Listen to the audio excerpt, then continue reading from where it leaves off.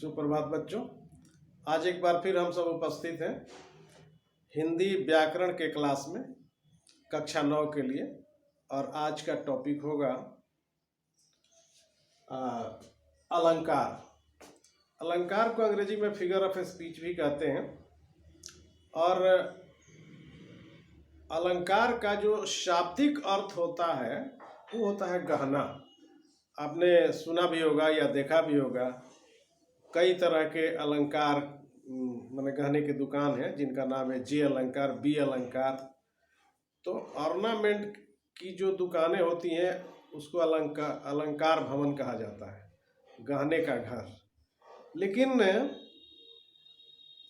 जिस प्रकार से मनुष्य अपनी शोभा बढ़ाने के लिए, खास करके स्त्रियां अपनी शोभा बढ़ाने के लिए अलंकार या गहने का उपयोग करती हैं, उसी तरह से काव्य की शोभा को बढ़ाने के लिए, कविता की शोभा को बढ़ाने के लिए अथवा काव्य की शोभा को बढ़ाने के लिए काव्य अलंकारों का प्रयोग किया जाता है। यानी जिस प्रकार सोने और चांदी के गहने से स्त्रियों की सुंदरता बढ़ती है या पुरुषों की सुंदरता बढ़ती है, उसी तरह से काव्य अलंकार के प्रयोग से काव्य की शोभा बढ़ती है या कविता की शोभा बढ़ती है।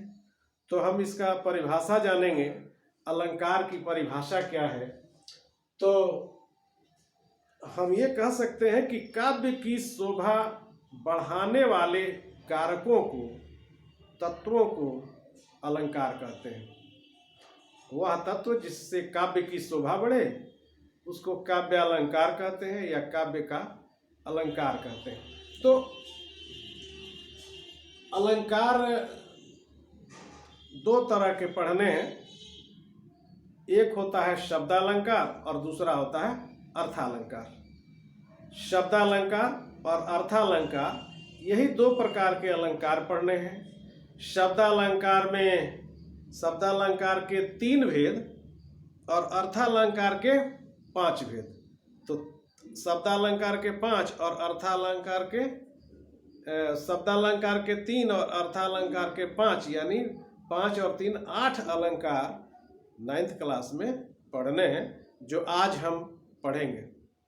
तो बोर्ड पर देखते हैं अलंकार के 2 भेद यहाँ दिखाए गए हैं, शब्दालंकार और अर्थालंकार। शब्दालंकार किसे कहते हैं, ये प्रश्न आएगा। हालांकि एग्जाम में ये नहीं पूछा जाता है, परिभाषा तो पूछा नहीं जाता है, केवल एग्जाम्पल दिया जाता है।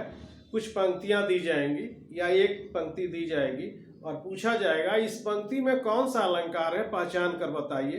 परीक्षाओं में बस इतना ही पूछा जाता है। लेकिन हम यहाँ परिभाषा जान लें कि शब्दालंकार किसे कहते हैं। तो जहाँ शब्द के चमत्कार से काव्य का सौंदर्य उत्पन्न होता है, जहाँ या जिस पंक्ति में या जिस काव्य में शब्द के चमत्कार से काव्य का सौंदर्य उत्पन्न होता है, वहाँ शब्दालंकार होता है। और जहाँ अर्थ के चमत्कार से, कभी कभी शब्दों के कई अर्थ निकलने लगते हैं, तो जहाँ अर्थ के चमत्कार से काव्य की सुंदरता बढ़ती है या काव्य सौंदर्य बढ़ता है, वहाँ होता है अर्थालंकार। आते हैं बोर्ड पर, शब्दालंकार और अर्थालंकार दोनों समझ गए होंगे आप। जहाँ शब्द के चमत्कार से काव्य में सौंदर्य उत्पन्न हो उसे शब्दालंकार, और जहाँ अर्थ के चमत्कार से काव्य में सौंदर्य उत्पन्न हो वहाँ अर्थालंकार होता है। अब शब्दालंकार के मात्र 3 अलंकार आपको पढ़ने हैं।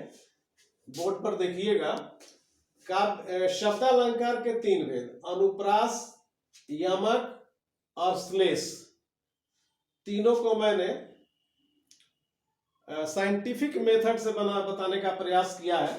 तुलनात्मक अध्ययन इसको कह सकते हैं। यहाँ अनुप्रास अलंकार है, यहाँ यमक अलंकार है और यहाँ श्लेष अलंकार है।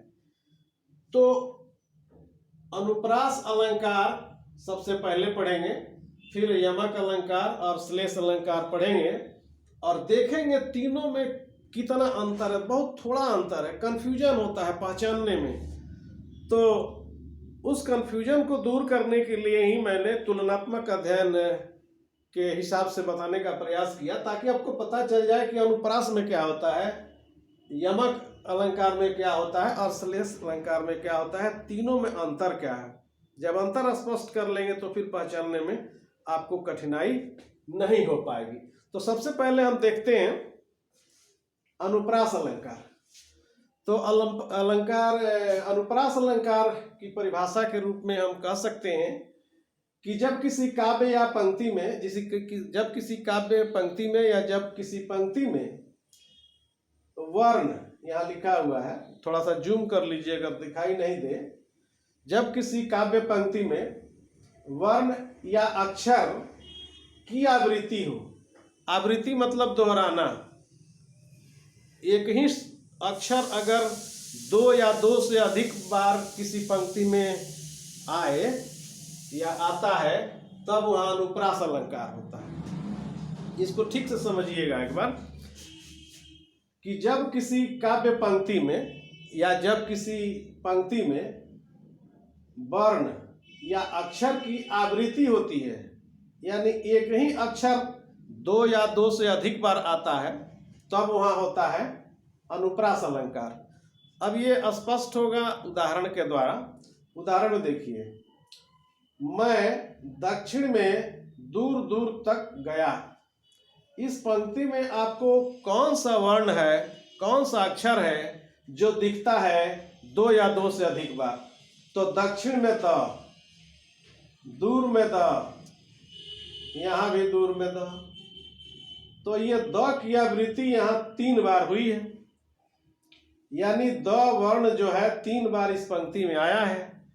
तो इस पंक्ति को हम कह सकते हैं कि इस पंक्ति में अनुप्रास अलंकार है, क्योंकि द की आवृत्ति 3 बार हुई है। कम से कम 2 बार हो तो भी वहां अनुप्रास अलंकार हो। दूसरा देखा जाए, रघुपति राघव राजा राम, यहां देखिए र की आवृत्ति यहां है, र की आवृत्ति यहां है, र एक बार यहां भी है और र एक बार यहां भी है, यानी यह चार शब्दों में जो पहला अक्षर है वो एक ही है। तो जब एक ही अक्षर कई बार, कम से कम 2 बार, अधिक से अधिक कितना बार आए, लेकिन कम से कम 2 बार आता है तो वहां अनुप्रास अलंकार होता है। अगला है उदाहरण, मैया मैं तो, मैया मैं नहीं माखन खाई। तो मैया में म है, म में म है, माखन में म है, ये 3 बार म की आवृत्ति हुई है, यानी म 3 बार आया है। इसलिए यहाँ भी म की आवृत्ति 2 से अधिक बार होने के कारण मैया मैं नहीं माखन खायो में अनुप्रास अलंकार है। तो हमारे समझ से आपने ये जान लिया कि अनुप्रास अलंकार क्या होता है, कैसे पहचानेंगे। पहला अक्षर या अंतिम अक्षर, कभी कभी तो पहला अक्षर, या मान लीजिए या यहाँ पर है, या और कहीं हो जाए, यहाँ पर है या, तो पहला अक्षर या अंतिम अक्षर अगर 2 या 2 से अधिक बार आ रहा है तब वहां अनुप्रास अलंकार होता है। खास करके पहला अक्षर देखा जाता है कि 2 या 2 से अधिक बार अगर है तो वहां पर अनुप्रास अलंकार। और अब दूसरा देखते हैं यमक अलंकार। यहां देखिए, अनुप्रास अलंकार में था कि वर्ण की आवृत्ति होती थी, लेकिन यमक अलंकार में क्या होता है, एक शब्द जब किसी काव्य में एक ही शब्द 2 या 2 से अधिक बार आए, कम से कम 2 बार आए, जब इसमें शब्द 2 बार आए लेकिन उसका अर्थ अलग अलग, एक ही शब्द 2 जगह आए किसी पंक्ति में और दोनों शब्द का अर्थ अलग अलग, एक ही शब्द 2 जगह आया है और दोनों का अर्थ अगर अलग अलग है तो वहां यमक अलंकार है। कैसे, कनक कनक ते 100 गुनी मादकता अधिकाय, या खाए बौराय न वा पाए बौराय। यहाँ कनक और कनक 2 बार आया है। एक कनक का अर्थ होता है धतूरा, जिसको आदमी खा करके बौरा जाता है, नशीला पदार्थ होता है, और एक कनक का अर्थ होता है सोना।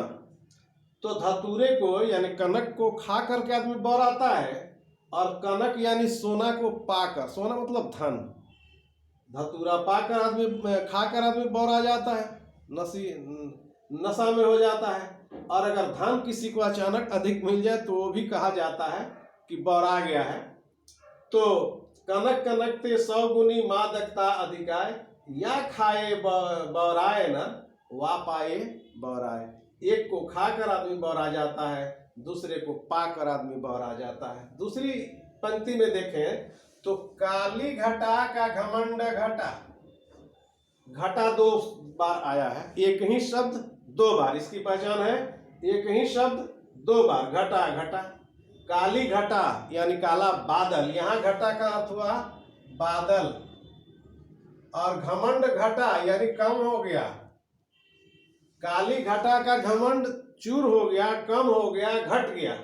काली घटा का घमंड घटा, काली घटा का घमंड कम हो गया। तो एक घटा का अर्थ हुआ बादल और दूसरे घटा का अर्थ हुआ कम। तो यमक अलंकार पहचानने का तरीका है कि एक ही शब्द 2 बार आएगा और दोनों का अर्थ अलग अलग होगा। उसके बाद है कर का मन का डारी दे, मन का फेर।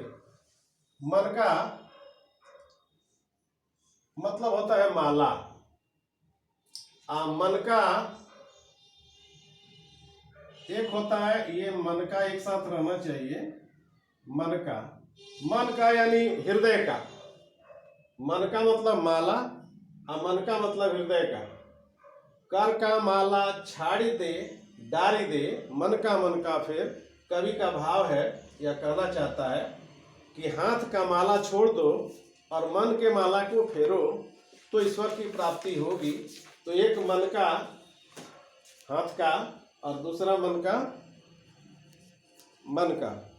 तो यहाँ भी यमक अलंकार है। और तीसरा श्लेष अलंकार है।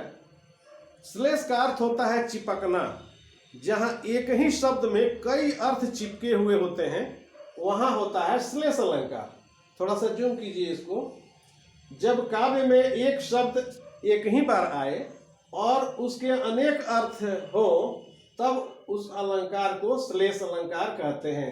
जैसे उदाहरण देखिए, रहीमन पानी राखिए बिन पानी सब सून, पानी गए न उबरे मोती मानुष चून। यहाँ एक ये पंक्ति, पहला पंक्ति जो है ये नहीं आता है एग्जाम में, ये केवल दूसरा पंक्ति, पानी गए न उबरे मोती मानुष चून। पानी का 3 अर्थ है यहाँ पर देखिए। एक पानी यहाँ पर है, अगर यही पंक्ति परीक्षा में पूछा जाए, पानी गए न उबरे मोती मानुष चून, तो रहीम कवि कहते हैं कि पानी को बचाइए क्योंकि पानी बहुत महत्वपूर्ण है, बहुमूल्य है, क्योंकि पानी के चले जाने पर उबार नहीं होगा। क्या चीज का पानी? मोती का पानी, मनुष्य का पानी और चूने का पानी। तो मोती का पानी उसकी चमक होती है, मनुष्य का पानी उसकी प्रतिष्ठा होती है, और चूने का पानी अर्थात जल। एक ही पानी के 3 अर्थ है। मोती का पानी चमक, मनुष्य का पानी प्रतिष्ठा और चूने का पानी अर्थात जल। तो अभी इतना ही रहने देते हैं, अगले वीडियो में फिर से हम देखते हैं आगे की बातें। तब तक धन्यवाद।